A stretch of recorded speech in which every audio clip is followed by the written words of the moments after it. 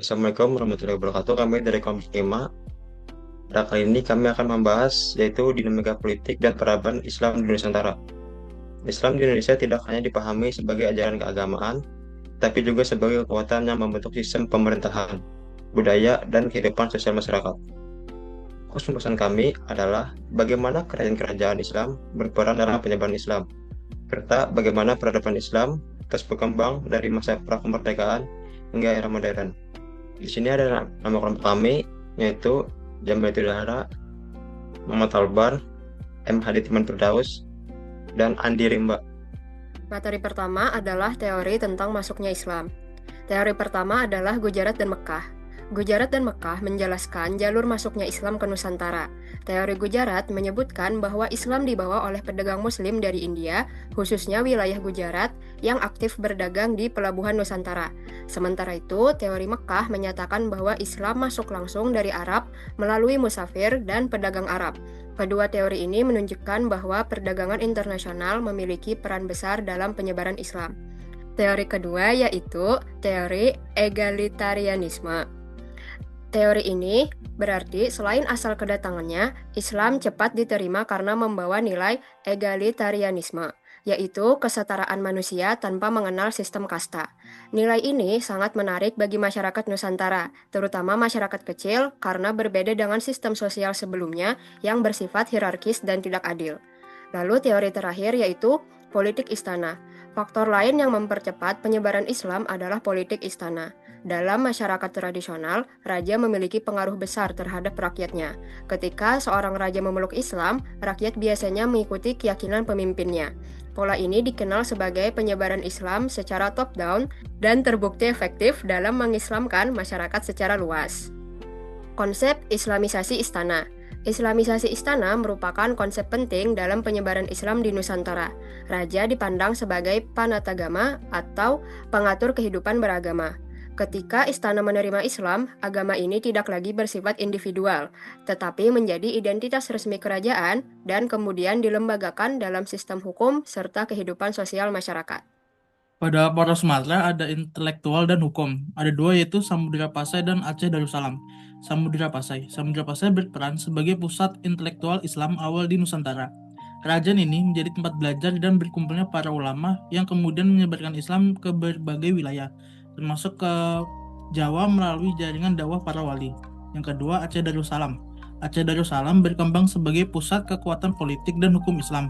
Kerajaan ini mengkodifikasi hukum Islam melalui kanun Mauqata Alam dan menjalin hubungan diplomatik serta militer dengan Turki Ustamani yang menunjukkan kuatnya posisi Aceh dalam jaringan dunia Islam internasional. Pada poros Jawa, sintetis budaya. Ada dua yaitu Aliansi Ulama Umarah dan Dakwah Kultural. Yang pertama, Aliansi Ulama dan Umarah. Di Jawa, penyebaran Islam berjalan efektif karena adanya kerjasama antara ulama dan penguasa. Wali Songo berperan sebagai penyebar agama, sementara Kerajaan Demak memberikan legitimasi politik. Aliansi ini membuat Islam berkembang secara terstruktur dan diterima luas oleh masyarakat. Yang kedua, dakwah kultural. Selain dukungan politik, dakwah di Jawa dilakukan melalui pendekatan budaya Islam. Islam disampaikan melalui kesenian seperti wayang dan gamelan, serta masjid dijadikan pusat kegiatan sosial. Pendekatan ini membuat ajaran Islam terasa akrab dan tidak bertentangan dengan budaya lokal. Poros Timur. Poros Timur itu terdapat ada dua, yaitu Guatalo Makassar dan Ternate Tidore Maluku. Yang pertama, Guatalo. Kerajaan Guatalo menjadi Islam sebagai identitas politik untuk menyatukan kerajaan-kerajaan di Sulawesi. Melalui semangat musuh seleng, Islam digunakan sebagai alat pemersatu sekaligus penguat kekuasaan politik. Dan yang kedua, Ternate dan Tidore. Kesultanan Ternate dan Tidore menyebarkan Islam melalui jaringan perdagangan rempah-rempah. Jalur maritim ini memungkinkan Islam berkembang hingga wilayah Papua dan Filipina Selatan. Metode dukungan non-politik, yaitu ada perkawinan politik, pendidikan, kesenian. Perkawinan politik digunakan sebagai strategi penyebaran Islam secara damai. Raja menikahi putri dari daerah lain sehingga wilayah tersebut secara perlahan menerima Islam tanpa konflik. Pendidikan kerajaan mendukung pendidikan Islam dengan memberikan tanah pendidikan bebas pajak untuk pembangunan pesantren. Pesantren kemudian menjadi pusat pendidikan dan penyebaran Islam di masyarakat. Kesenian dan sastra seperti babat dan suluk digunakan sebagai media dakwah.